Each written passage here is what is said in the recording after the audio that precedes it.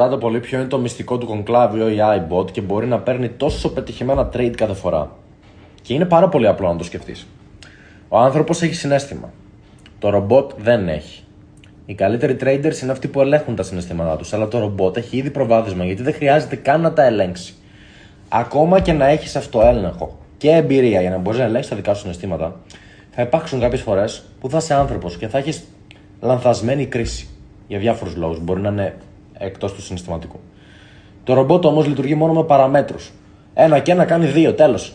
Δεν έχει αν του αρέσει η μέρα, δεν έχει αν βγει και ο ήλιος, δεν έχει αν βρέχει. Όχι.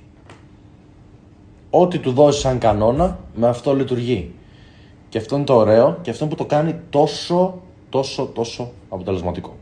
Και υπενθυμίζω, για να έχεις πρόσβαση σε αυτό όταν είναι διαθέσιμο, θα πρέπει να έχεις μπει στην ομάδα μου στην Bybit. Δηλαδή να έχεις κάνει λογαριασμό στην Bybit από το σύνδεσμο του Conclavio που είναι δωρεάν.